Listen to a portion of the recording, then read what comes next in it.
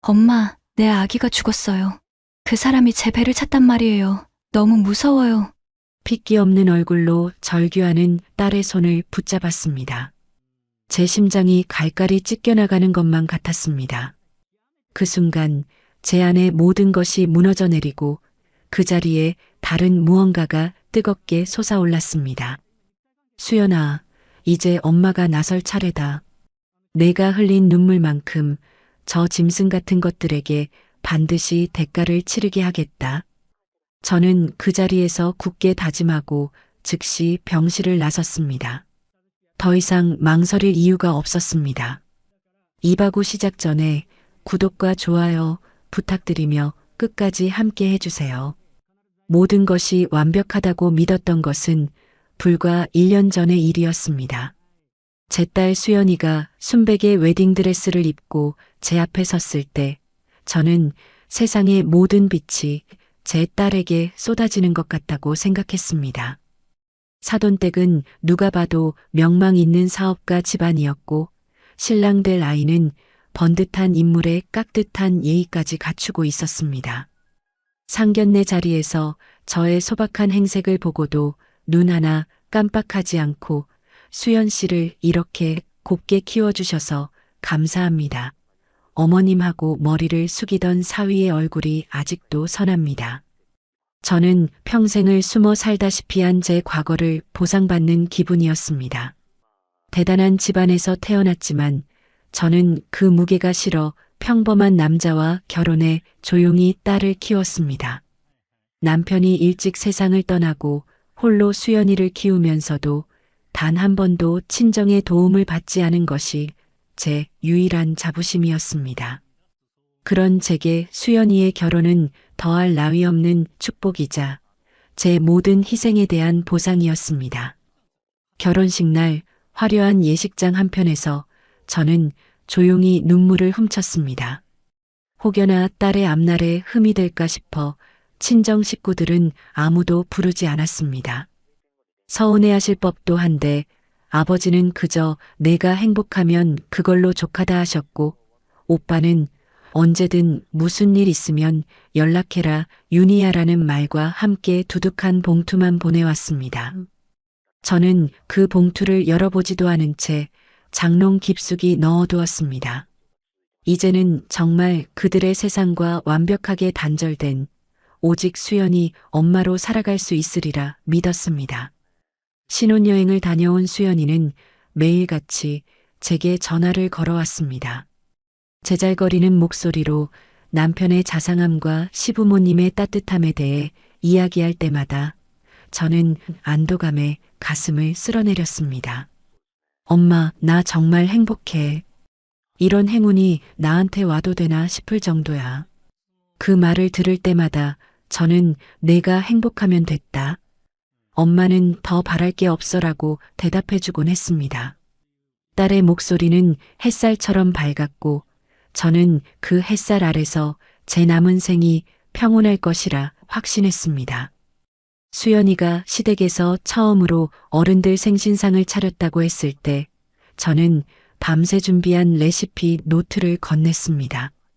제 손맛이 깃든 음식을 먹으며 사돈댁 식구들이 기뻐했다는 소식을 전해 들었을 때 저는 마치 제가 칭찬받은 것처럼 기뻤습니다.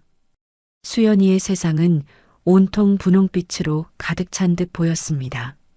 하지만 그 분홍빛 세상에 처음으로 회색빛이 드리운 것은 결혼 후 서너 달이 지났을 무렵이었습니다.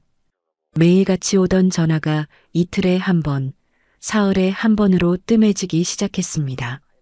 처음에는 신혼생활이 바빠서 그러려니 시댁 어른들 챙기느라 정신이 없으려니 생각했습니다. 그런데 어느 날 저녁 걸려온 수연이의 목소리가 어딘지 모르게 잠겨 있었습니다. 엄마, 별일 없지? 나는 그냥 잘 지내. 그 그냥이라는 단어가 바늘처럼 제 가슴을 찔렀습니다.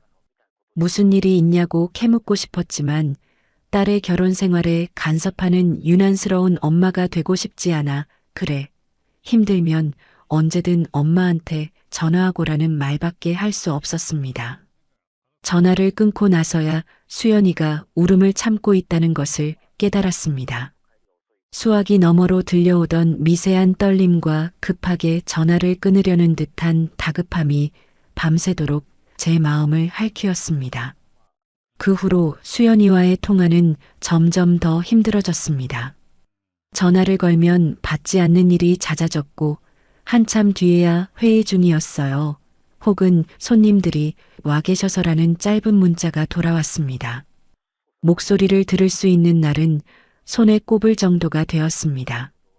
어렵게 통화가 되어도 수연이의 목소리는 늘 무언가에 쫓기는 듯 불안하게 떨렸습니다. 주말에 얼굴 한번 보자. 내가 좋아하는 갈비찜 해줄게. 다음에 엄마.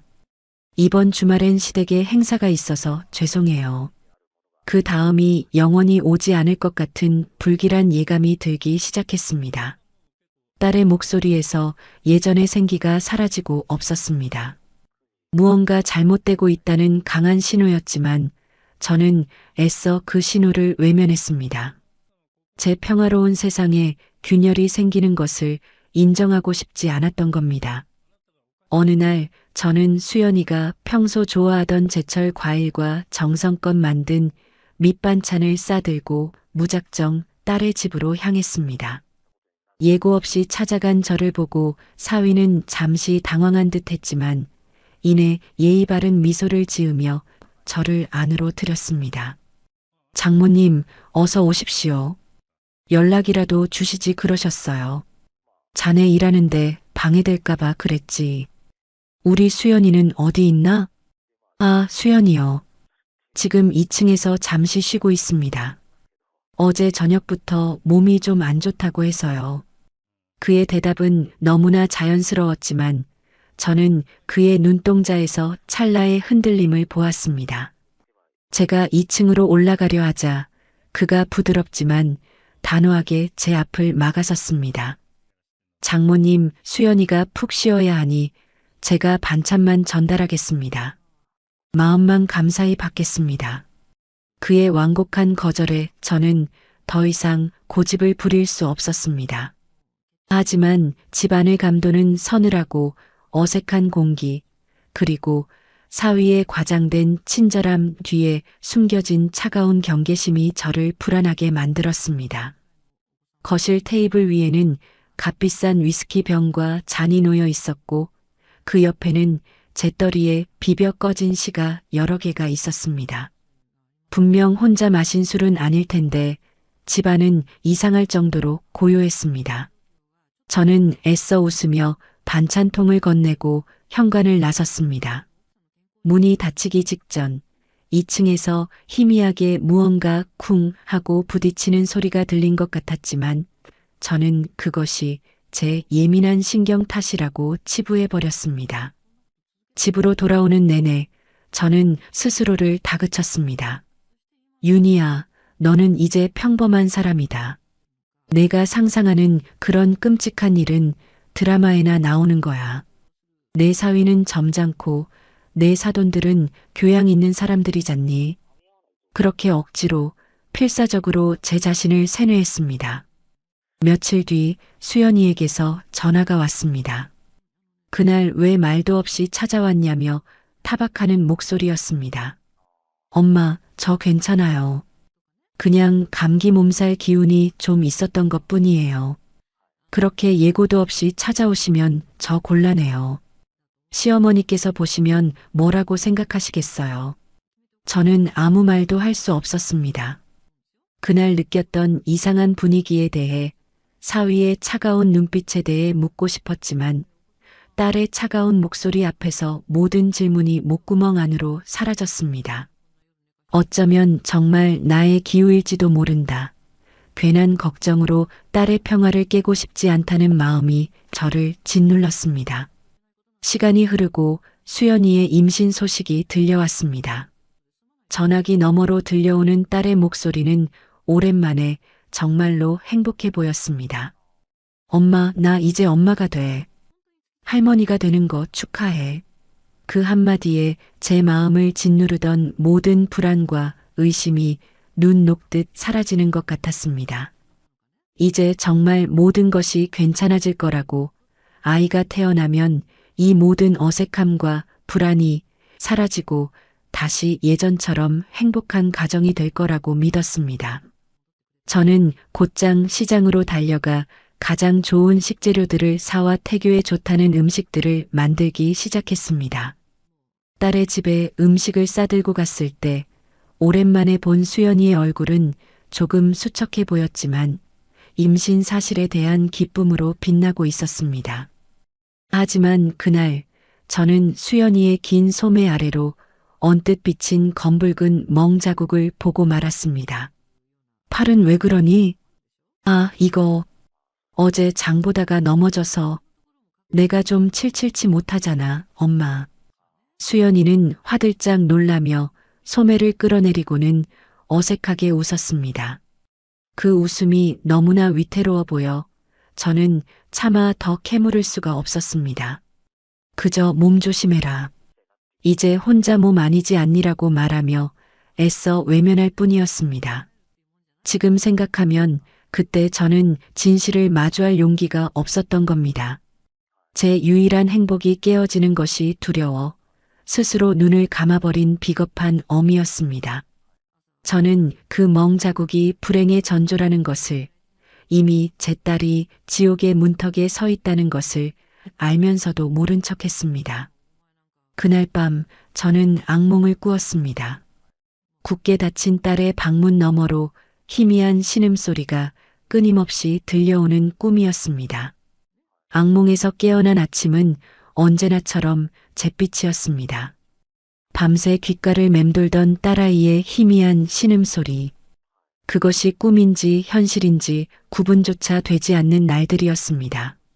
그날도 저는 멍하니 창밖을 바라보며 애써 마음을 다잡고 있었습니다. 괜찮을 거야. 수연이는 강한 아이니까. 그리고 이제 곧 아이 엄마가 될 테니 모든 것이 좋아질 거야.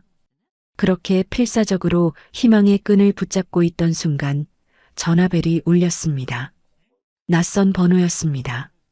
심장이 쿵 하고 내려앉는 불길함. 망설이다 받은 전화기 너머로 차갑고 사무적인 목소리가 들려왔습니다.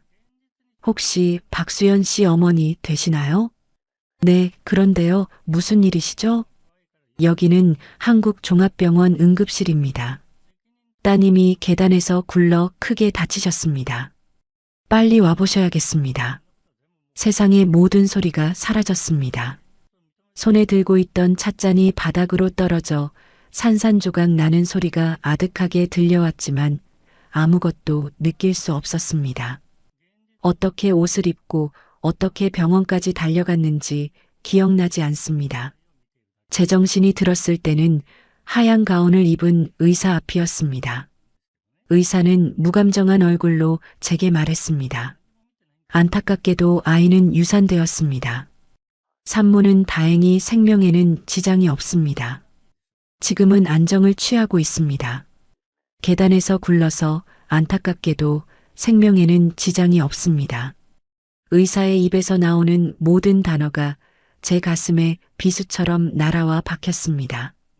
제 머릿속에서는 지난번 딸의 팔에서 보았던 검붉은 멍 자국, 어색하게 웃던 위태로운 표정, 닫힌 방문 너머로 들려왔던 정체불명의 소리들이 폭풍처럼 휘몰아쳤습니다. 이것은 사고가 아니었습니다. 명백한 사건이었습니다. 제 심장이 바닥으로 곤두박질 치는 것 같았지만 저는 눈물 한 방울 흘리지 않았습니다. 울고 있을 시간이 없었습니다. 지금 제가 무너지면 제 딸은 영원히 일어설 수 없을지도 모릅니다. 떨리는 손으로 병실 문을 열었습니다. 지독한 소독약 냄새와 함께 창백하게 질린 채 하얀 시트 위에 인형처럼 누워있는 수연이의 얼굴이 보였습니다. 제가 애써 외면했던 딸의 마른 팔과 다리, 텅 비어버린 눈동자. 그제야 제 딸이 그동안 얼마나 끔찍한 시간을 홀로 견뎌왔는지 알 수 있었습니다. 그 지옥 같은 시간 속에서 제 딸은 얼마나 엄마를 불렀을까요? 제가 조금만 더 일찍 용기를 냈더라면 조금만 더 딸의 목소리에 귀를 기울였더라면 이 모든 비극을 막을 수 있었을지도 모릅니다. 죄책감과 분노가 뒤섞여 제 온몸을 불태우는 것 같았습니다. 제 인기척을 느꼈는지 수연이의 텅 빈 눈동자가 아주 느리게 제게로 향했습니다. 딸의 눈에서 눈물 한 방울이 또르르 흘러내렸습니다. 그리고 그 눈물은 복물 터지듯 멈추지 않는 오열이 되었습니다. 엄마, 내 아기가 죽었어요. 그 사람이 제 배를 찼단 말이에요. 그런데 저 사람들은 제가 몸을 함부로 굴려서 그렇다고. 엄마는 저 너무 억울해요. 너무 무서워요. 딸의 절규는 제 가슴을 갈갈이 찢어 놓았습니다. 제 딸이, 제 어린 양이 늑대 소굴에서 홀로 얼마나 무서웠을까요? 저는 이를 악물었습니다. 눈물이 쏟아지려는 것을 필사적으로 참았습니다. 지금은 제가 울 때가 아니었습니다. 저는 딸의 곁으로 다가가 차갑게 식은 손을 꽉 잡았습니다. 괜찮아, 다 괜찮아. 엄마가 왔으니까 이제 다 괜찮을 거야. 엄마가 다 해결할게. 아무 걱정하지 마, 우리 딸. 제 위로가 얼마나 공허하게 들리는지 알면서도 저는 그 말밖에 할 수가 없었습니다. 바로 그때 병실 문이 거칠게 열리며 그들이 들어왔습니다. 술 냄새와 값비싼 향수 냄새를 뒤섞어 풍기며 나타난 사돈 부부, 그리고 그 뒤에 고개를 푹 숙인 채 서 있는 사위놈이었습니다. 사돈 안 사람은 병실에 들어서자마자 제 딸은 쳐다보지도 않고 제게 삿대질부터 시작했습니다. 이게 다 무슨 소란이야? 병원에서 연락받고 내가 얼마나 놀랐는지 알아? 대체 애를 어떻게 키웠기에 이 모양 이 꼴이 된 거야. 우리 집안 망신은 다 시키고. 그 여자의 목소리는 위로가 아닌 질책으로 가득 차 있었습니다. 저는 순간 제 귀를 의심했습니다. 내 딸이 저들의 아들 때문에 아이를 잃고 죽음의 문턱까지 다녀왔는데 저들의 입에서 나온 첫마디가 고작 이것이라니.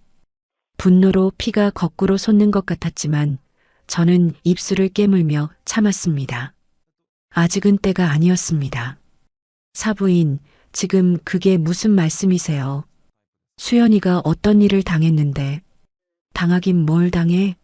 지가 부주의해서 계단에서 구른 걸 가지고. 임신했으면 조신하게 집에만 있을 것이지 어딜 싸돌아다닌다고. 그러니 이 사달이 나지. 하여튼 근본 없는 것들은 이래서 안 돼. 기가 막혀 말이 나오지 않았습니다.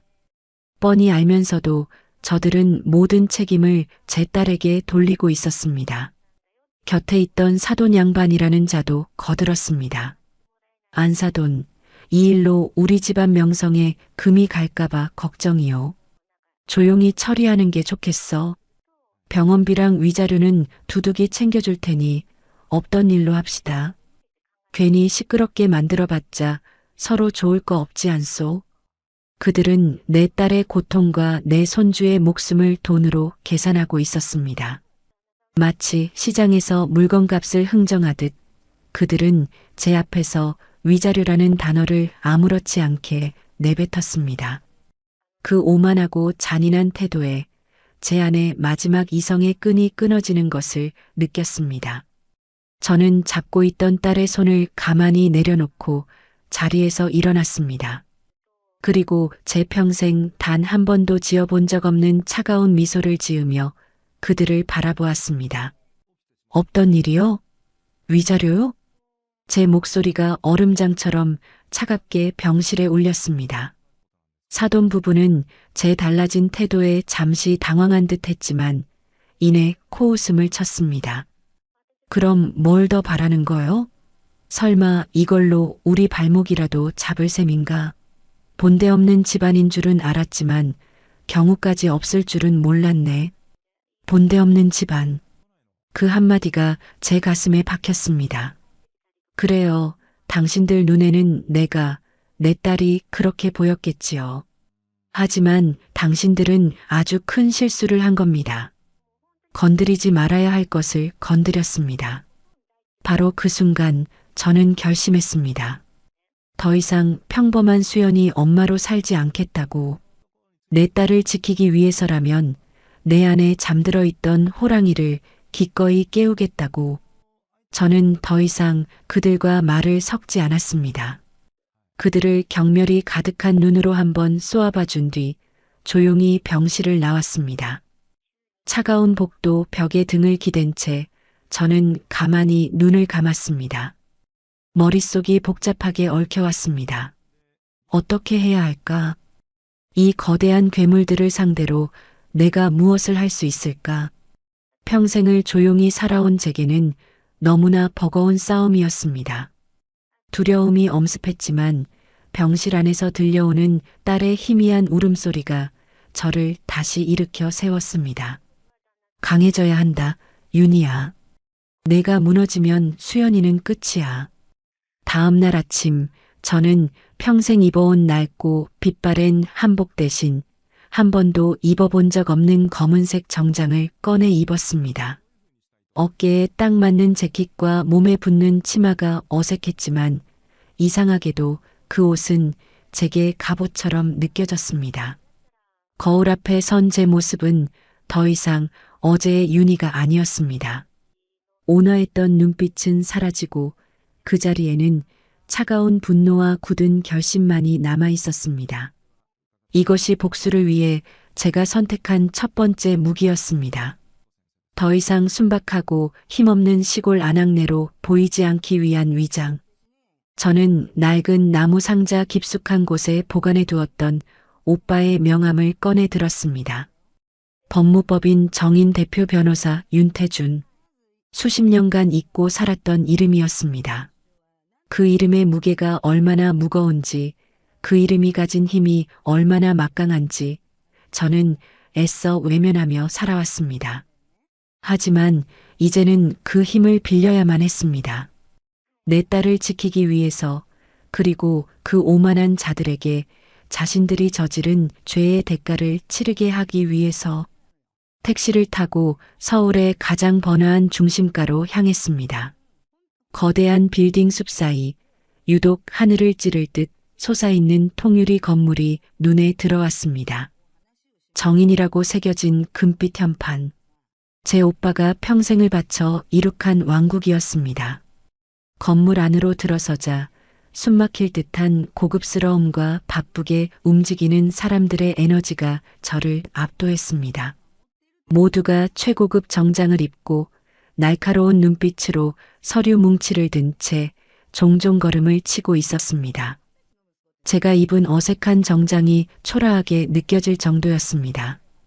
1층 로비의 안내 데스크로 다가가 말했습니다. 윤태준 대표님을 만나러 왔습니다. 젊은 여직원은 저를 위아래로 훑어보더니 기계적인 미소를 지으며 물었습니다. 약속은 하셨습니까? 성함이 어떻게 되시는지요? 약속은 하지 않았습니다. 윤이라고 전해주십시오. 제 이름을 들은 여직원의 눈에 스쳐 지나가는 미세한 의아함. 그녀는 아마 대표의 가족 중에 이런 행색의 사람이 있다는 것을 상상조차 하지 못했을 겁니다. 그녀는 잠시 망설이다가 인터폰 수화기를 들고 어딘가로 연락했습니다. 잠시 후 그녀의 얼굴이 당황스러움으로 물들었습니다. 아, 네, 대표님. 알겠습니다. 바로 모시겠습니다. 전화를 끄는 여직원은 이전과는 180도 다른 과장될 정도로 공손한 태도로 제게 말했습니다. 죄송합니다, 사모님. 대표님께서 지금 바로 뵙겠다고 하십니다. 제가 안내해 드리겠습니다. 사모님. 그 낯선 호칭이 귓가를 맴돌았습니다. 저는 아무 대답 없이 그녀를 따라 나섰습니다. 최고층으로 향하는 전용 엘리베이터 안 거울에 비친 제 모습이 위태롭게 흔들리고 있었습니다. 과연 잘하는 짓일까? 이렇게 오빠를 찾아와 내 치부를 드러내고 도움을 청하는 것이 옳은 일일까? 하지만 엘리베이터 문이 열리고 눈앞에 펼쳐진 광경을 보는 순간 제 모든 망설임은 눈 녹듯 사라졌습니다.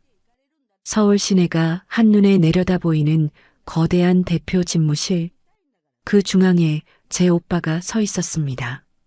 마지막으로 본 것이 언제였는지 기억조차 가물가물했지만 오빠는 하나도 변하지 않았습니다. 세월의 흔적이 깃든 얼굴, 하지만 여전히 매처럼 날카로운 눈빛과 꼿꼿한 자세. 오빠는 저를 보자마자 아무 말 없이 다가와 가볍게 안아주었습니다. 왔구나, 윤희야. 그 따뜻한 한마디에 지난밤 필사적으로 참아왔던 눈물이 터져 나왔습니다. 저는 어린아이처럼 오빠의 품에 안겨 한참을 울었습니다. 평생 누구에게도 기대지 않고 살아왔던 제 서름이, 딸을 지키지 못했다는 죄책감이, 그들을 향한 참을 수 없는 분노가 한꺼번에 터져 나왔습니다. 오빠는 제가 울음을 그칠 때까지 아무 말 없이 제 등을 토닥여 주었습니다. 한참 뒤 제가 겨우 진정하자 오빠는 저를 소파에 앉히고 맞은편에 앉았습니다. 그리고 비서가 가져다 준 따뜻한 차를 제 손에 쥐어주었습니다. 이제 말해봐. 무슨 일이야? 저는 떨리는 목소리로 모든 것을 털어놓았습니다. 수연이의 완벽해 보였던 결혼 생활, 그 이면에 숨겨져 있던 폭력의 그림자, 제게 사실을 숨기려 했던 딸의 위태로운 거짓말과 저의 비겁했던 외면, 그리고 결국 벌어진 끔찍한 비극과 돈으로 모든 것을 덮으려 했던 사돈댁의 오만한 태도까지. 이야기를 하는 내내 오빠는 아무 말 없이 듣고만 있었습니다. 하지만 그의 눈빛은 점점 더 차갑게 식어갔고 꽉 다문 입술과 주먹을 쥔 손에서 저는 그의 분노를 읽을 수 있었습니다.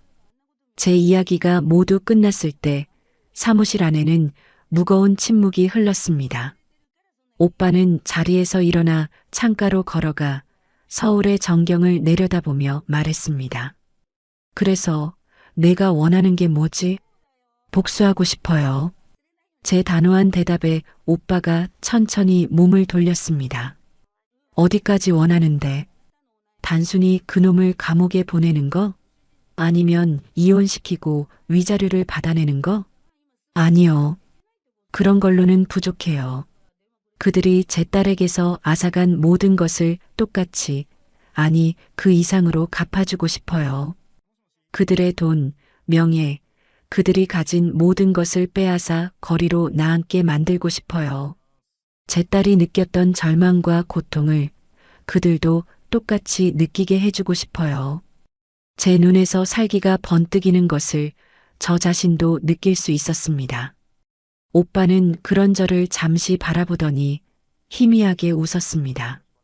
그것은 비웃음이 아니었습니다. 오히려 내 동생이 맞구나 하는 듯한 묘한 안도감이 섞인 미소였습니다. 좋다. 내가 그렇게까지 원한다면 그렇게 해줘야지. 대한민국에서 법으로 할 수 있는 가장 잔인한 복수를 하게 해주마. 오빠는 즉시 비서실장을 호출했습니다. 김 실장, 지금부터 우리 법무법인의 모든 역량을 강성그룹 사건에 집중한다. 기업 금융, 공정거래, 형사 파트의 모든 에이스들로 특별팀을 구성해. 목표는 단 하나, 강성그룹의 완전한 해체다. 탈세, 횡령, 배임, 주가 조작, 그들이 저질렀을 법한 모든 비리를 샅샅이 뒤져. 먼지 한 톨까지 남기지 말고 다 털어내. 그리고 오빠는 잠시 말을 멈추고 저를 바라보았습니다. 강성그룹의 외아들 박민준. 그놈은 폭행, 상해치사 혐의로 즉시 고소 준비해. 증거는 차고 넘칠 테니 최대한 빨리 구속영장 청구할 수 있도록 해. 언론에도 자료 뿌려. 대한민국 모든 사람이 그놈이 얼마나 잔인한 인간인지 알 수 있도록. 오빠의 명령은 신속하고 단호했습니다. 김 실장은 아무 질문 없이 고개만 숙이고 사무실을 나갔고 거대한 법무법인은 제 복수를 위해 하나의 거대한 기계처럼 움직이기 시작했습니다. 모든 것이 너무나 비현실적으로 느껴졌습니다. 불과 며칠 전까지만 해도 평범한 주부였던 제가 이제는 한 기업의 운명을 뒤흔드는 복수의 중심에 서 있었습니다. 오빠는 다시 제게 다가와 제 손을 잡았습니다. 윤희야, 지금부터 벌어질 일들은 내가 상상하는 것 이상일 거다. 괜찮겠어? 상관없어요. 저는 이미 지옥을 받는 걸요. 저는 조금도 망설이지 않고 대답했습니다. 제 눈을 똑바로 바라보던 오빠가 고개를 끄덕였습니다. 알겠다. 그럼 시작하지. 그날 이후 저는 정인이 마련해준 별도의 사무실에서 복수가 진행되는 모든 과정을 지켜보았습니다. 변호사들은 강성그룹의 재무제표와 내부 거래 자료들을 분석하며 비리의 흔적을 찾아냈고 형사팀은 병원 진료 기록과 수연이의 주변 인물들을 탐문하며 박민준의 상습적인 폭행 증거를 수집했습니다. 저는 그저 그들이 가져오는 보고서를 읽고 필요한 부분에 결정을 내리는 역할만 할 뿐이었습니다. 평생을 외면해왔던 제 배경과 제 혈연의 힘이 얼마나 거대한 것인지 저는 그제야 실감하고 있었습니다. 그리고 그 힘을 오직 한 사람을 파멸시키기 위해 사용하고 있다는 사실에 묘한 쾌감과 함께 깊은 죄책감을 동시에 느꼈습니다. 하지만 저는 멈출 수 없었습니다. 병상에 누워있는 딸의 얼굴을 떠올릴 때마다 저를 본데없는 집안이라며 모욕하던 그들의 얼굴을 떠올릴 때마다 제 복수심은 더욱 뜨겁게 타올랐습니다. 이것은 이제 시작에 불과했습니다. 복수를 결심한 제게 시간은 더디게 흘렀습니다. 오빠의 법무법인 정인의 사무실 한편에 마련된 제 공간에서 저는 거대한 기계의 톱니바퀴들이 맞물려 돌아가기 시작하는 것을 조용히 지켜볼 뿐이었습니다. 매일 아침 김 실장이라 불리는 오빠의 오른팔이 제게 진행 상황을 보고했습니다. 그의 보고는 언제나 간결하고 정확했습니다. 강성그룹에 대한 1차 내용 증명을 발송했습니다. 박민준 씨의 폭행 및 상해치사에 대한 형사 고소장 역시 경찰에 정식으로 접수되었습니다. 제 손에는 그들이 강성그룹에 보냈다는 내용 증명 사본이 들려 있었습니다. 그 안에는 제 딸이 겪어야 했던 끔찍한 시간들이 건조하고 법적인 용어들로 가득 채워져 있었습니다. 지속적인 신체적, 정신적 학대, 상해로 인한 유산. 그 단어들을 눈으로 좇는 것만으로도 심장이 얼어붙는 것 같았지만 저는 표정 하나 바꾸지 않았습니다. 이제 와서 감상에 젖는 것은 사치일 뿐이었습니다. 그들의 반응은요? 예상대로입니다. 강성그룹의 법무팀에서 연락이 왔습니다. 모든 사실을 부인하며 오히려 허위사실 유포 및 명예훼손으로 역고소하겠다고 으름장을 놓았습니다. 그들 법무팀 수준이 어느 정도죠? 국내 10위권 로펌입니다만 저희 정인의 상대가 되지는 못합니다. 오합지졸이나 마찬가지입니다. 김 실장의 대답은 자신감으로 가득 차 있었습니다. 저는 고개를 끄덕였습니다. 예상했던 반응이었습니다. 그들은 아직 제가 누구인지, 그들이 지금 누구를 상대로 칼을 휘두르고 있는지 전혀 알지 못했습니다. 그들의 오만함이 바로 그들의 가장 큰 약점이 될 것이었습니다. 아니나 다를까 그날 오후 사돈이었던 자에게서 전화가 걸려왔습니다. 발신번호를 확인한 저는 잠시 망설였지만 이내 통화 버튼을 눌렀습니다. 스피커폰으로 전환하자 그의 고압적인 목소리가 사무실에 울려 퍼졌습니다. 여보시오, 안사돈. 지금 이게 무슨 짓거리요? 어디서 되지도 않는 변호사 하나 사서 우리를 협박해? 당신 지금 제정신이야? 저는 아무 대답 없이 그의 말을 듣고만 있었습니다. 제 침묵에 그는 더욱 기고만장해졌습니다.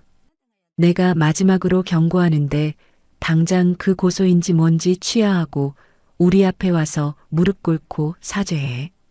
그럼 없던 일로 해줄 테니. 만약 계속 이런 식으로 나온다면 당신과 당신 딸 인생이 얼마나 비참해질 수 있는지 똑똑히 보여주게 될 거야. 명예훼손, 무고죄, 우리가 걸 수 있는 건 다 걸어서 평생을 감옥에서 썩게 만들어주지. 협박과 욕설이 섞인 그의 말을 듣고 있던 김 실장의 미간이 찌푸려졌지만 저는 손짓으로 그를 제지했습니다. 그리고 아주 차분하고 조용한 목소리로 입을 열었습니다. 다 말씀하셨습니까? 뭐야? 더 하실 말씀 없으시면 이만 끊겠습니다. 그리고 앞으로는 제 개인 휴대폰이 아니라 제 변호인을 통해서만 연락하시기 바랍니다. 아, 물론 그쪽에서 고소하신다니 조만간 경찰서에서 보게 되겠군요. 그럼 그때 뵙죠, 박 회장님. 저는 그의 대답을 듣지도 않고 전화를 끊어버렸습니다. 마지막 순간 수화기 너머로 들려오던 그의 당황한 숨소리가 제게 작은 승리감을 안겨주었습니다. 김 실장이 제게 물었습니다. 괜찮으십니까? 네, 괜찮습니다. 오히려 잘 됐습니다.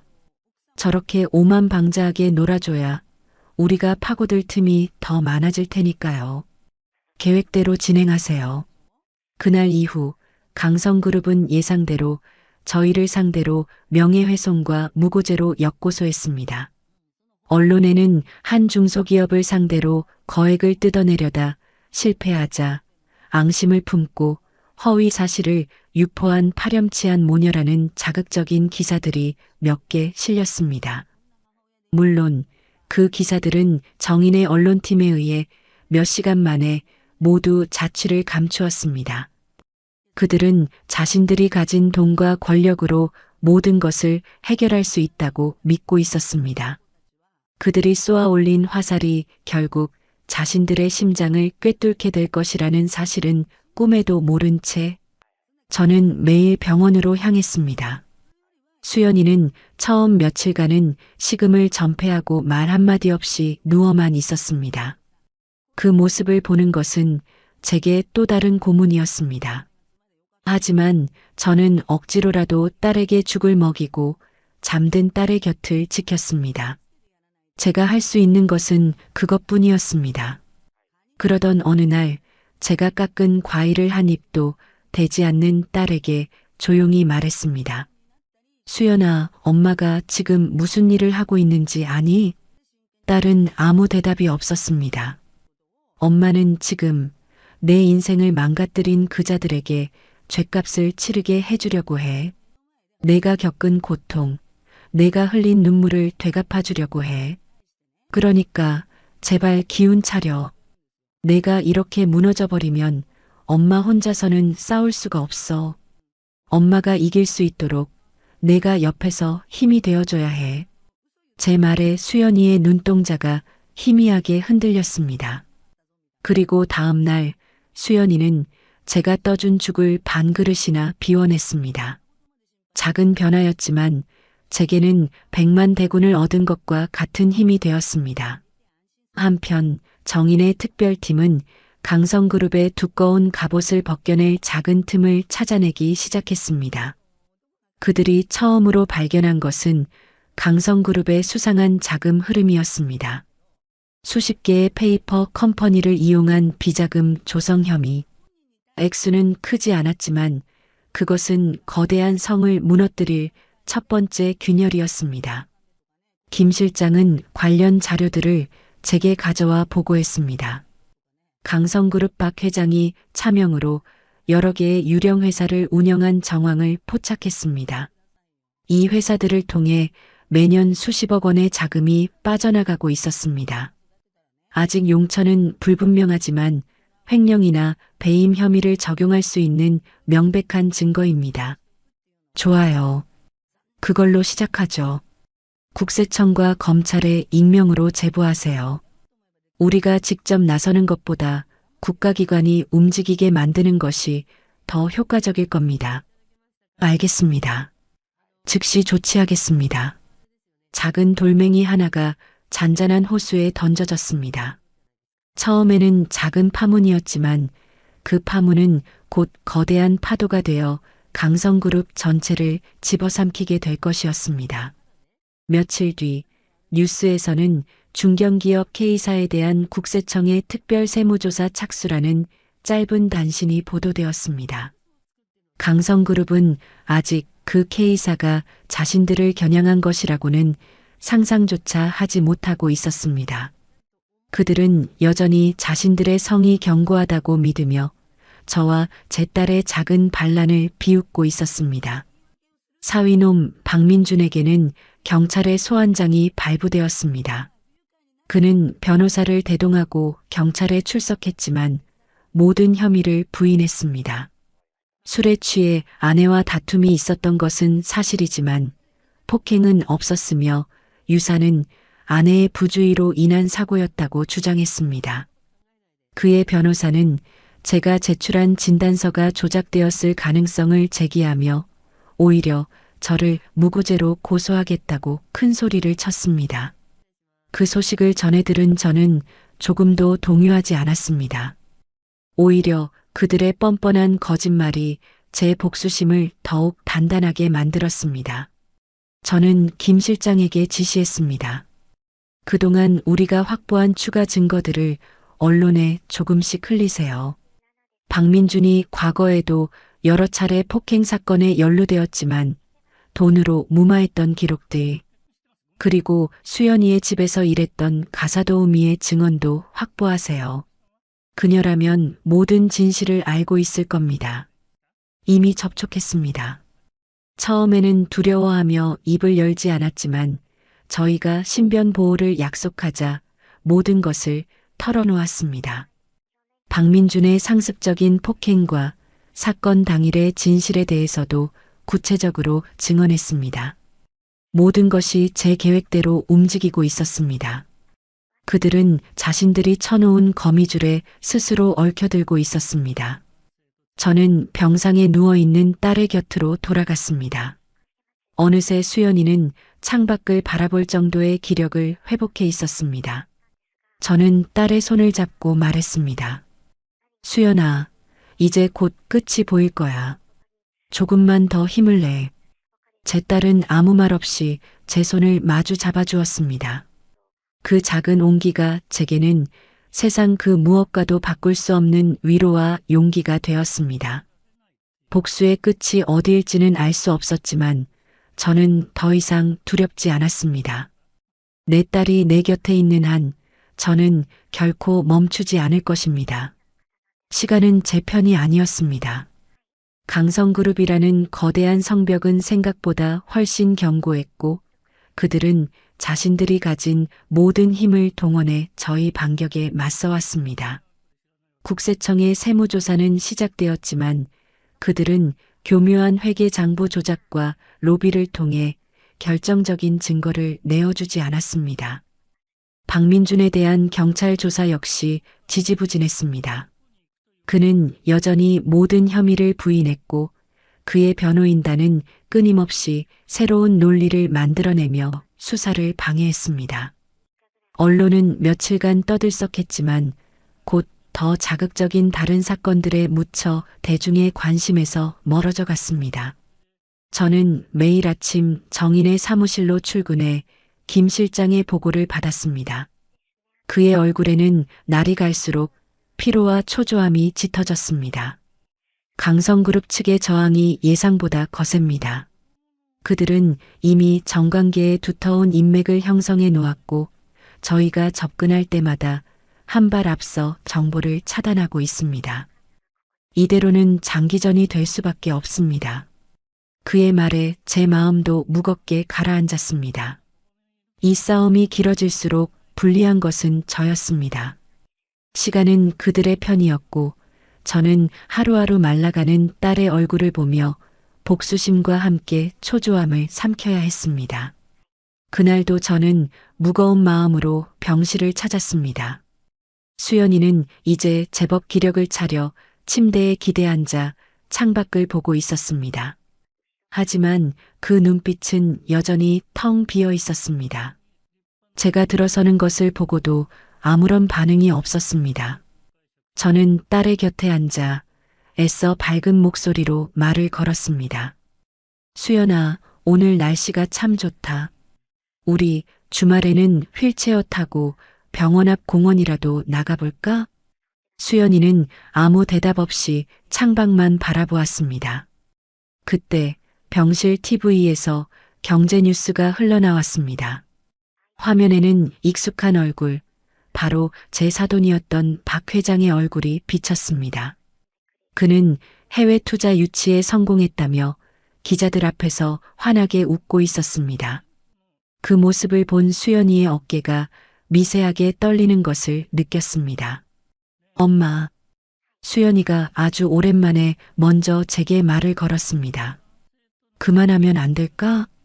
뭐라고? 그냥 다 잊고 우리끼리 살면 안 돼? 저 사람들은 우리가 이길 수 있는 상대가 아니야.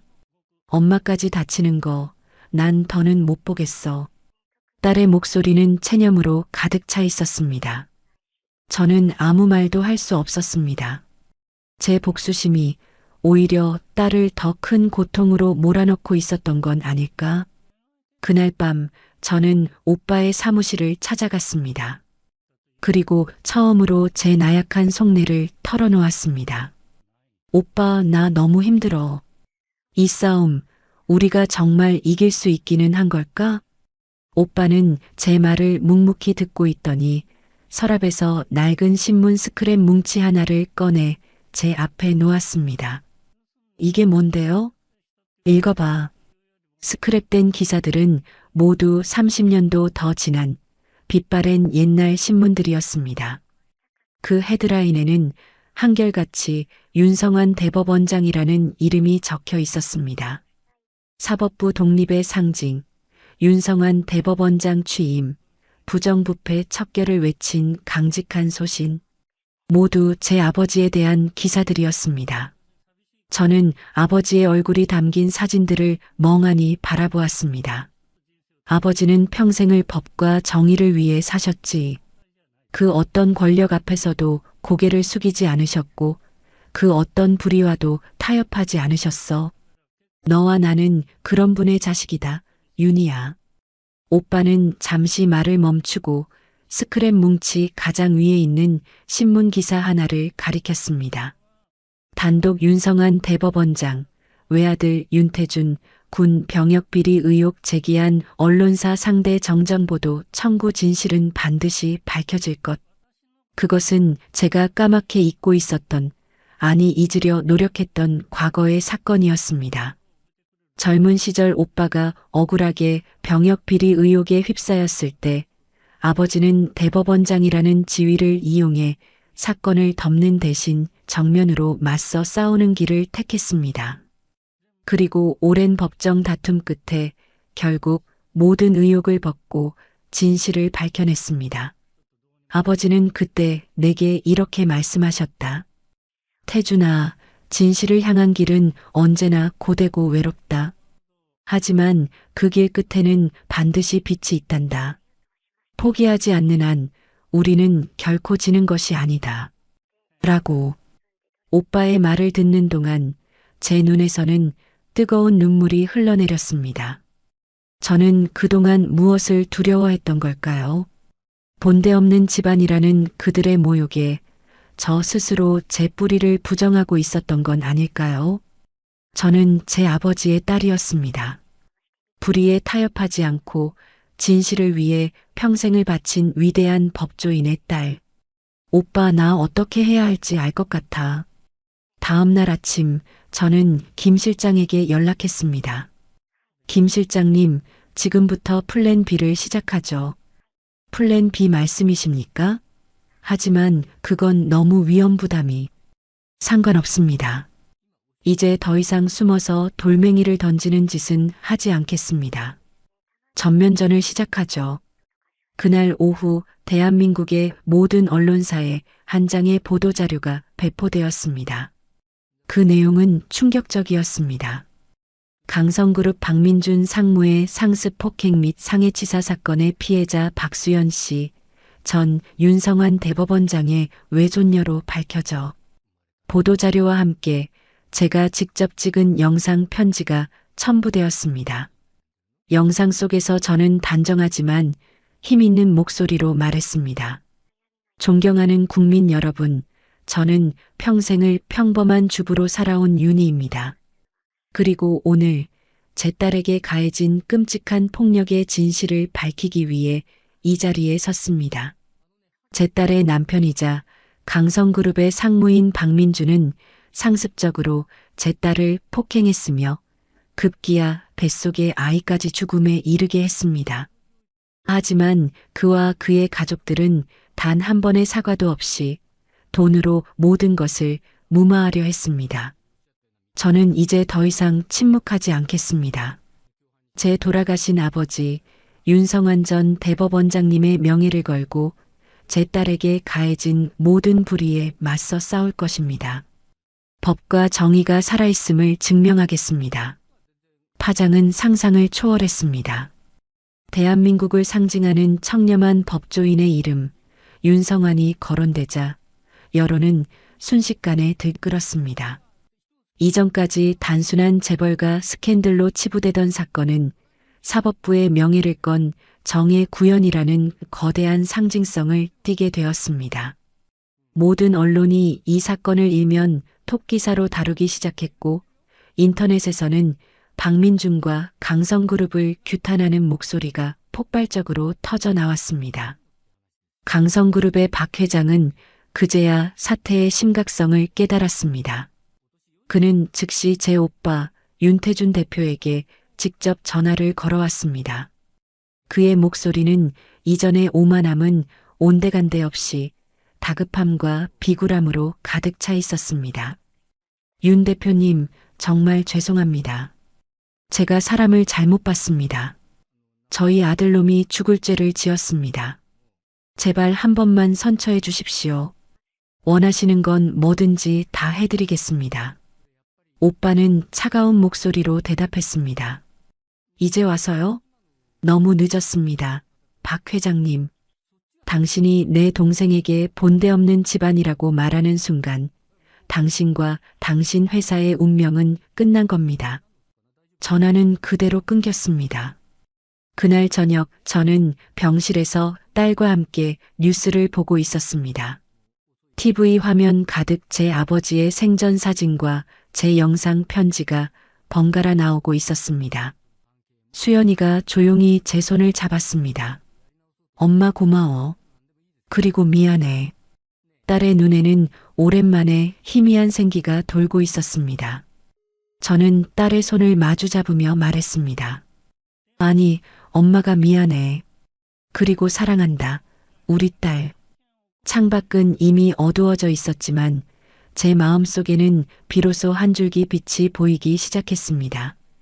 길고 어두웠던 터널의 끝이 마침내 보이기 시작한 것이었습니다. 제 아버지 윤성환이라는 이름의 등장은 대한민국을 뒤흔드는 거대한 태풍의 눈이 되었습니다. 하룻밤 사이에 세상은 완전히 뒤바뀌었습니다. 제가 흘린 눈물의 호소는 청렴과 정의의 상징이었던 아버지의 이름을 등에 업고 그 어떤 칼보다 날카롭고 그 어떤 군대보다 강력한 힘을 발휘하기 시작했습니다. 이전까지 단순한 재벌과 스캔들로 치부하며 중립적인 태도를 보이던 언론들은 마치 기다렸다는 듯 앞다투어 강성그룹의 비리를 파헤치는 탐사보도팀을 꾸렸습니다. TV와 신문, 인터넷의 모든 헤드라인은 강성그룹과 박 회장 일가의 추악한 민낯을 폭로하는 기사들로 도배되었습니다. 대중의 분노는 순식간에 임계점을 넘어섰습니다. 강성그룹 본사 앞은 연일 규탄 시위로 인산인해를 이루었고 전국적으로 시작된 불매운동은 걷잡을 수 없이 번져나갔습니다. 마트에서는 그들의 제품이 소비자들의 항해 속에 매대에서 치워졌고 거리에서는 그들의 광고판이 분노한 시민들이 던진 계란과 페인트로 얼룩졌습니다. 부패한 재벌이라는 낙인이 찍힌 강성그룹은 대한민국에서 가장 비난받는 기업으로 전락했습니다. 이제 그들의 이름은 탐욕과 부도덕의 상징이 되었습니다. 여론이 이렇게 들끓자 이전에 미온적인 태도를 보이던 국가기관들도 더는 침묵할 수 없었습니다. 국세청은 이전의 소극적인 조사를 중단하고 본청 조사국의 정예 요원들로 구성된 특별 세무조사팀을 강성그룹에 급파했습니다. 수십 명의 조사관들이 본사 건물로 들이닥치는 장면은 모든 방송사를 통해 생중계되었습니다. 그들의 손에 들린 파란색 박스들은 마치 그들의 죄악을 담아내는 관처럼 보였습니다. 검찰 역시 마찬가지였습니다. 서울중앙지검 특수부가 직접 나서서 강성그룹의 본사와 박 회장의 자택, 그리고 관련 계열사들까지 동시다발적인 압수수색을 감행했습니다. 굳게 닫힌 저택의 철문 앞 쏟아지는 카메라 플래시 세례는 그들이 쌓아 올린 성이 얼마나 허무하게 무너져 내리고 있는지를 상징적으로 보여주었습니다. 저는 정인의 사무실에서 이 모든 광경을 TV 화면을 통해 지켜보고 있었습니다. 김 실장은 거의 1시간에 한 번꼴로 새로운 보고서를 들고 제 방으로 들어왔습니다. 그의 얼굴에는 피로가 역력했지만 그 누구보다 뜨거운 열정으로 빛나고 있었습니다. 국세청에서 강성그룹이 지난 10년간 수십 개의 유령회사를 통해 조성한 비자금 규모가 1조 원대에 달한다는 중간 조사 결과를 발표했습니다. 현재 박 회장과 아들 박민준에 대해 조세포탈 혐의로 고발 조치한 상태입니다. 해외의 은닉한 재산에 대해서도 국제 공조 수사를 요청했습니다. 압수수색 과정에서 박 회장의 비밀 금고가 발견되었습니다. 금고 안에서는 수백억 원대의 현금 다발과 금괴, 그리고 정관계 인사들에게 상납한 로비 장부가 나왔습니다. 장부에 언급된 이름만 수십 명에 달하며 이로 인한 파장은 일파만파로 커질 전망입니다. 대한민국을 뒤흔들 강성 게이트가 될 것입니다. 박민준의 개인 컴퓨터와 클라우드 계정에서 발견된 불법 촬영 영상은 수백 개에 이릅니다. 피해자 중에는 연예인 지망생과 미성년자도 다수 포함된 것으로 확인되었습니다.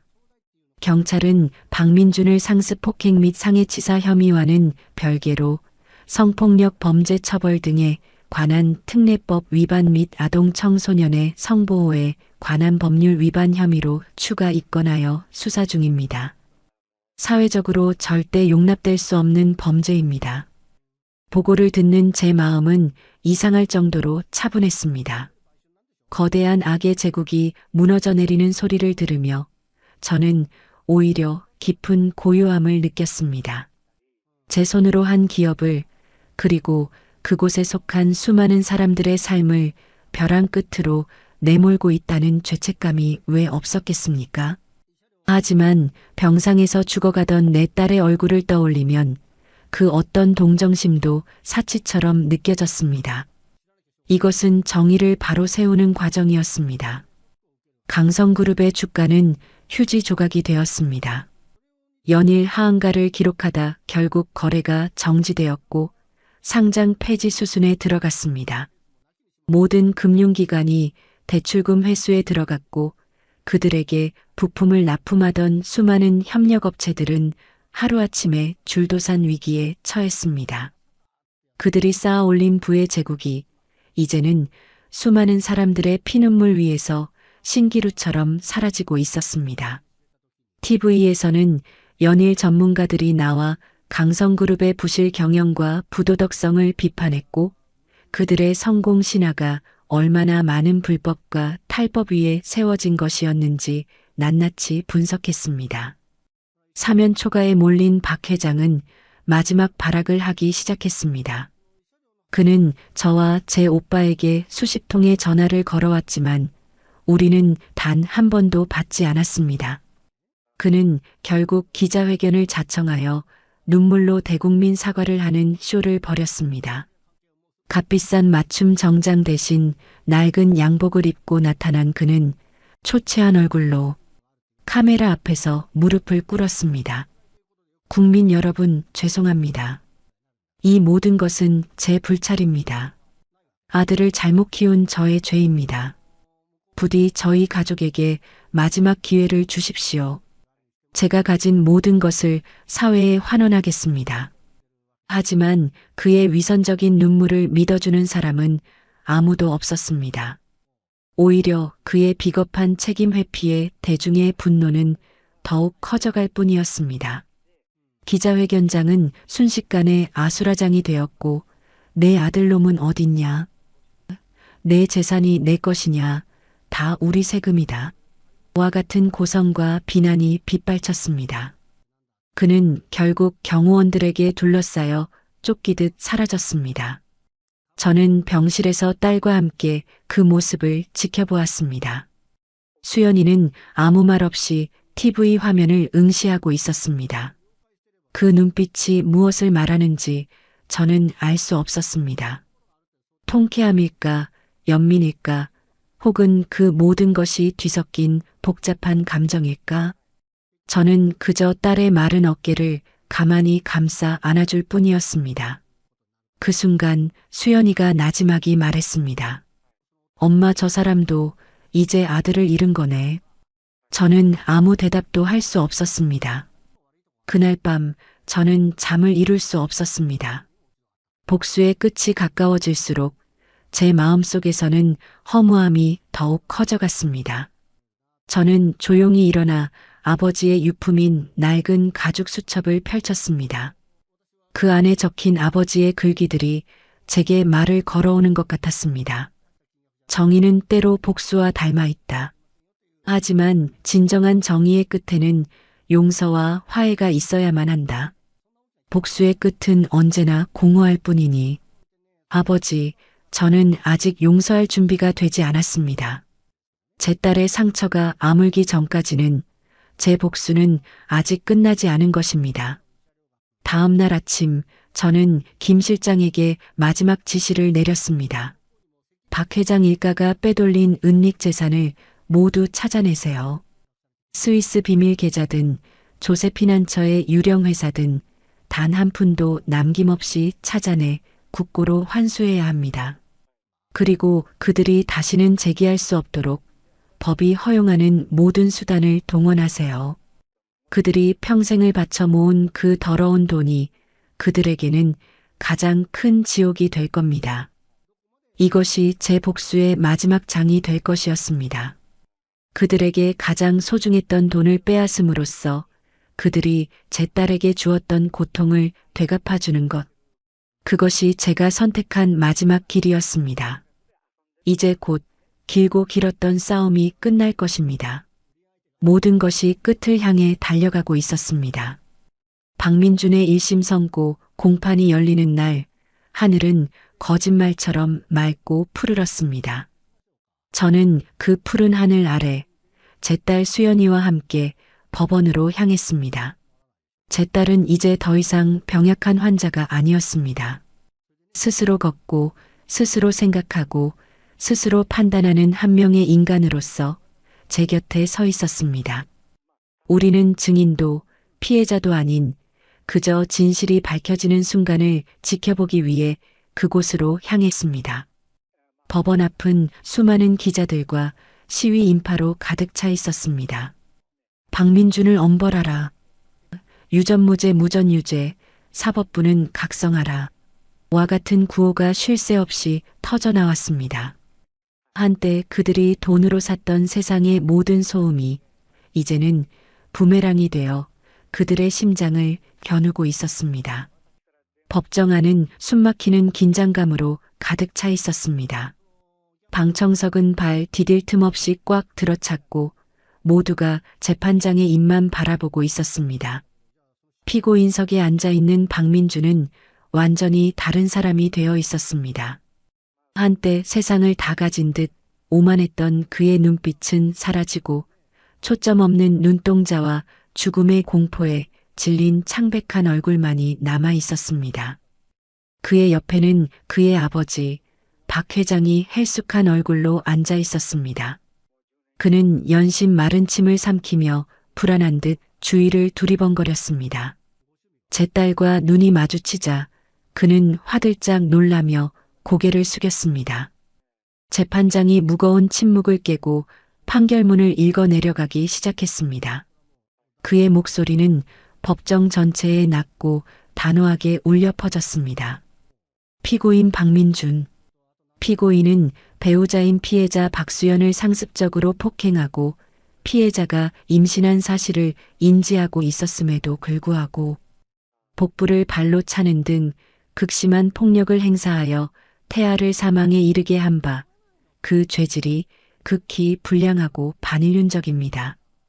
또한 자신의 범죄 사실을 은폐하기 위해 피해자를 협박하고 수사 과정에서 지속적으로 거짓 진술을 하는 등 개전의 정이 전혀 보이지 않습니다. 이에 더하여 다수의 불법 촬영물을 제작 및 소지한 혐의 역시 모두 유죄로 인정됩니다.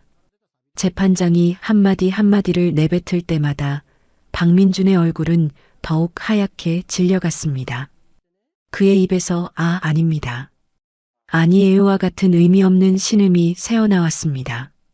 박 회장은 두 손으로 얼굴을 감싸 쥐었고 그의 아내이자 제 사돈이었던 여자는 결국 방청석에서 실신하여 끌려나갔습니다.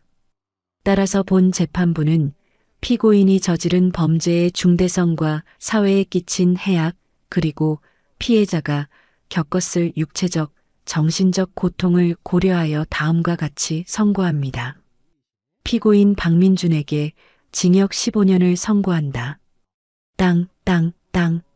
재판장의 의사봉 소리가 법정을 울리는 순간 박민준은 그대로 무너져 내렸습니다. 그는 살려주세요. 잘못했습니다. 제가 다 잘못했습니다. 라고 절규하며 교도관들에게 끌려나갔습니다. 그의 비참한 마지막 모습은 제 딸이 병상에서 흘렸던 피눈물에 대한 아주 작은 보상에 불과했습니다. 저는 조용히 딸의 손을 잡았습니다. 수연이의 손은 차갑게 떨리고 있었지만 그 눈은 더 이상 흔들리지 않았습니다. 박민준이 법정 구속되는 바로 그 시각 강성그룹의 운명도 끝을 맞이하고 있었습니다. 수조원대의 분식회계와 탈세 혐의가 모두 사실로 인정되어 법원은 강성그룹에 대한 파산 선고를 내렸습니다. 한때 재계 순위 수십 위를 넘나들던 거대 기업이 창립 50년 만에 역사 속으로 사라지는 순간이었습니다. TV 뉴스에서는 강성그룹의 로고가 새겨진 본사 건물에서 주식회사 강성이라는 현판이 철거되는 장면이 반복해서 흘러나왔습니다. 한때 그들의 성공 신화를 상징했던 그 현판은 이제 크레인에 매달려 초라하게 끌려 내려오고 있었습니다. 그것이 끝이 아니었습니다.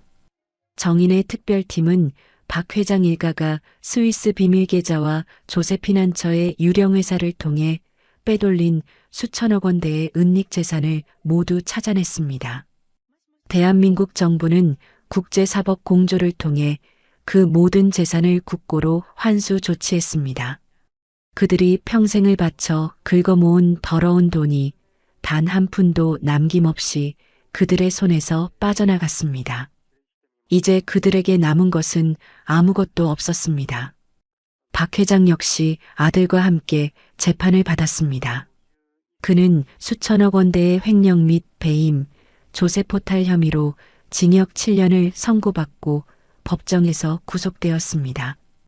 그가 아들과 함께 수의를 입고 교도소로 향하는 모습은 그들이 그토록 경멸했던 본데 없는 자들의 비참한 말로와 다를 바 없었습니다.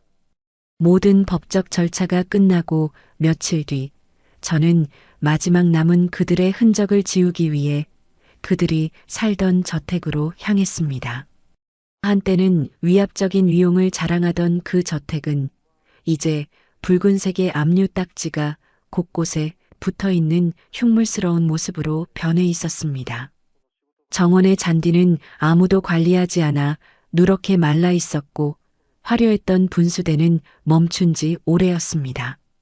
저택 안에서는 집행관들이 남아있는 가구와 집기들을 밖으로 실어내고 있었습니다. 최고급 이탈리아제 소파, 수천만 원을 호가하는 샹들리에, 유명 화가의 그림들. 그 모든 것들이 이제는 헐값에 경매로 넘어갈 압류 물품에 불과했습니다. 바로 그때 저는 저택 한 구석에서 웅크리고 앉아있는 한 여자를 발견했습니다. 제 사돈이었던 박민준의 어머니였습니다. 한때는 최고급 명품 옷과 보석으로 치장하고 다니던 그녀는 이제 허름한 옷차림에 넋이 나간 표정으로 자신의 가구들이 실려나가는 것을 멍하니 바라보고 있었습니다. 제가 다가가는 것을 보고 그녀는 화들짝 놀라며 저를 향해 기어오기 시작했습니다. 그리고는 제 바짓가랑이를 붙잡고 애원했습니다. 사부인 아니 여사님, 제가 다 잘못했습니다. 제가 천벌을 받을 년입니다. 제발 제발 우리 아들, 우리 남편 좀 살려주세요. 이 집만은 지킬 수 있게 해주세요. 평생을 여기서 살았습니다. 여기서 쫓겨나면 저희는 갈 곳이 없습니다. 그녀의 눈물 섞인 애원을 들으며 저는 병실에서 그녀가 제게 내뱉었던 말을 떠올렸습니다. 대체 애를 어떻게 키웠기에 이 모양 이 꼴이 된 거야? 저는 제 바지를 붙잡은 그녀의 손을 차갑게 뿌리쳤습니다. 갈 곳이 없다고요? 당신 아들 때문에 제 딸은 아이를 잃었고 제 손주는 세상의 빛도 보지 못한 채 사라졌습니다. 당신들이 지금 흘리는 눈물은 내 딸이 흘렸던 피눈물에 비하면 아무것도 아닙니다. 당신들은 이제 당신들이 저지른 죄의 대가를 치를 시간입니다. 이 집에서 쫓겨나 당신들이 그토록 경멸했던 세상의 가장 낮은 곳에서 평생을 후회하며 사십시오. 그것이 내가 당신들에게 내리는 마지막 선고입니다. 저는 차갑게 돌아섰습니다. 등 뒤에서 그녀의 절규가 들려왔지만 저는 단 한 번도 뒤돌아보지 않았습니다. 모든 것이 끝났습니다. 길고 잔인했던 복수의 광풍이 휩쓸고 지나간 자리에는 깊은 상처와 함께 어색한 고요함만이 남았습니다. 박민준과 박 회장은 차가운 교도소 담장 안에서 자신들의 죄를 곱씹게 되었고 한때 세상을 호령했던 강성그룹은 이제 역사책 속에서나 찾아볼 수 있는 이름이 되었습니다. 저는 마침내 딸의 곁으로 저의 원래 자리로 돌아왔습니다. 하지만 그 자리는 예전처럼 마냥 포근하고 안락하지만은 않았습니다.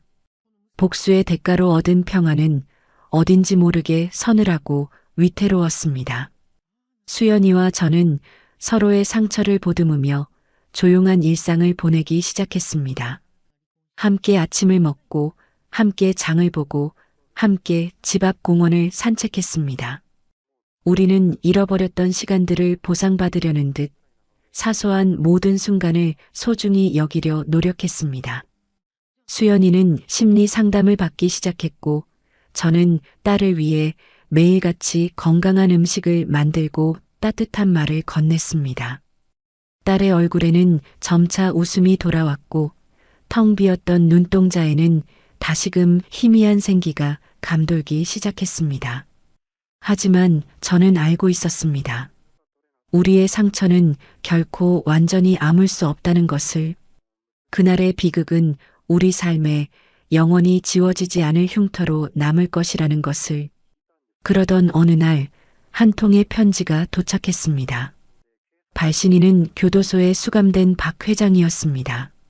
저는 그 편지를 보자마자 찢어버리려 했지만 수연이가 제 손을 막아섰습니다. 엄마, 한번 읽어봐요. 그 사람의 마지막 말일지도 모르잖아요. 저는 딸의 말에 마지못해 편지 봉투를 뜯었습니다. 그 안에는 빼곡하게 적힌 그의 서툰 손 글씨가 담겨 있었습니다. 여사님께 염치불고하고 이렇게 펜을 듭니다. 저는 이곳에서 매일 밤 제가 저지른 죄를 곱씹으며 잠 못 이루고 있습니다. 저는 제 아들을 괴물로 키운 죄인입니다. 돈과 권력이면 모든 것을 다 가질 수 있다고 가르쳤고 그 결과 제 아들은 인간성을 잃어버렸습니다. 그리고 저는 그 모든 것을 방관했습니다. 제 오만함과 무지가 제 아들을 그리고 여사님과 따님의 삶을 망가뜨렸습니다. 100번, 1000번 사죄해도 용서받지 못할 죄를 지었습니다. 이곳에서 저는 모든 것을 잃고 나서야 비로소 깨닫게 되었습니다. 제가 진정으로 지켰어야 했던 것은 돈이나 명예가 아닌 제 가족의 웃음이었다는 것을 이제 와서 이런 말씀을 드리는 것이 얼마나 부질없는 짓인지 잘 알고 있습니다. 다만 딱 한 번만 제 아들을 용서해달라고 빌고 싶지 않습니다. 다만 제 아들을 한 번만 만나주시길 간청드립니다. 그 아이에게도 마지막으로 사죄할 기회를 주십시오. 그것이 제가 여사님께 드릴 수 있는 마지막 부탁입니다. 편지를 읽는 내내 제 마음은 복잡하게 요동쳤습니다. 용서라니. 감히 용서라는 단어를 입에 올릴 수 있을까? 하지만 편지 마지막에 적힌 사죄할 기회라는 말이 제 발목을 붙잡았습니다. 저는 수연이에게 편지를 건넸습니다. 편지를 다 읽은 수연이는 아무 말 없이 저를 바라보았습니다. 어떻게 할까, 우리 딸? 모르겠어, 엄마. 하지만 어쩌면 이게 정말 마지막 일지도 모른다는 생각이 들어 며칠을 고민한 끝에 우리는 교도소로 향했습니다. 차갑고 딱딱한 면회실, 투명한 아크릴판을 사이에 두고 우리는 수의를 입은 박민준과 마주 앉았습니다. 그는 완전히 다른 사람이 되어 있었습니다. 한때 빛나던 눈은 깊게 패였고 잘 빗어 넘겼던 머리는 엉망으로 자라나 있었습니다. 그는 우리를 보자마자 고개를 숙인 채 오열하기 시작했습니다. 수연아, 그리고 장모님, 제가 정말 죽을 죄를 지었습니다. 그는 흐느끼며 말을 잇지 못했습니다. 그의 울음소리만이 차가운 면회실을 가득 메웠습니다. 한참을 울던 그는 겨우 고개를 들어 우리를 바라보았습니다. 저는 매일 밤 꿈을 꿉니다. 당신을 그리고 우리 아기를 해치던 그날의 꿈을. 꿈에서 깨어나면 온몸이 식은땀으로 젖어 있습니다. 제가 얼마나 끔찍한 짓을 저질렀는지 이곳에 들어오고 나서야 모든 것을 잃고 나서야 깨달았습니다. 용서해달라는 말 하지 않겠습니다. 저 같은 놈은 평생을 이곳에서 속죄하며 살아도 부족합니다. 다만 정말 미안했습니다. 진심으로 미안했습니다. 그는 다시 고개를 숙이고 어깨를 들썩였습니다. 저는 아무 말 없이 그의 모습을 바라보았습니다.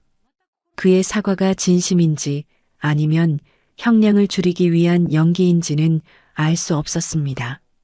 하지만 한 가지 분명한 것은 그는 이제 더 이상 오만한 재벌 2세가 아닌 자신의 죄를 후회하는 한 명의 초라한 인간이라는 사실이었습니다.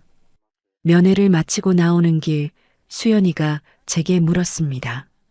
엄마, 이제 마음이 좀 편해졌어? 아니. 하지만 이제는 그만 미워해도 될 것 같다는 생각이 들어 우리는 집으로 돌아왔습니다. 그날 밤 저는 아버지의 낡은 수첩을 다시 꺼내 들었습니다. 복수의 끝은 언제나 공허할 뿐이니 아버지의 글귀가 제 마음을 파고들었습니다. 복수는 끝났지만 제 마음속의 공허함은 여전히 채워지지 않았습니다. 하지만 저는 이제 그 공허함을 채워줄 것이 무엇인지 어렴풋이 알 것 같았습니다. 그것은 더 이상의 미움이 아닌 사랑이었습니다. 내 딸을 향한 사랑, 그리고 나 자신을 향한 사랑. 몇 달 뒤 우리는 작은 시골 마을로 이사를 했습니다. 모든 것을 잊고 새로 시작하고 싶었습니다. 우리는 작은 텃밭을 가꾸고 함께 요리를 하고 동네 사람들과 어울리며 평범한 일상을 살아갔습니다. 수연이는 마을 도서관에서 아이들에게 책을 읽어주는 봉사활동을 시작했고 그 아이들의 웃음 속에서 조금씩 상처를 치유해 나갔습니다. 저 역시 더 이상 과거에 얽매이지 않고 현재의 소소한 행복을 누리는 법을 배워갔습니다. 어느 봄날 우리는 함께 산책을 나섰습니다. 따스한 햇살과 기분 좋은 바람, 그리고 지저귀는 새소리. 모든 것이 평화로웠습니다. 수연이가 제 손을 잡으며 말했습니다. 엄마, 나 이제 정말 괜찮아. 고마워, 엄마. 그 말을 듣는 순간 제 눈에서는 뜨거운 눈물이 흘러내렸습니다. 길고 길었던 복수의 여정 끝에 제가 진정으로 듣고 싶었던 말은 바로 이것이었을지도 모릅니다. 저는 딸을 힘껏 안아주었습니다. 아니, 엄마가 더 고마워. 곁에 있어줘서 우리의 삶은 계속될 것입니다. 상처의 흔적은 영원히 남겠지만 우리는 더 이상 그 상처에 아파하지 않을 것입니다. 우리는 서로에게 기댄 채 서로의 상처를 보듬으며 오늘을 살아갈 것입니다. 그것이 제가 그리고 내 딸이 선택한 진정한 의미의 새로운 시작이었습니다. 길고 잔인했던 복수의 끝에서 우리는 마침내 진정한 평온을 찾았습니다. 여러분이라면 어떻게 하셨을까요? 오늘의 이바구는 여기까지입니다. 끝까지 함께 해주셔서 감사합니다.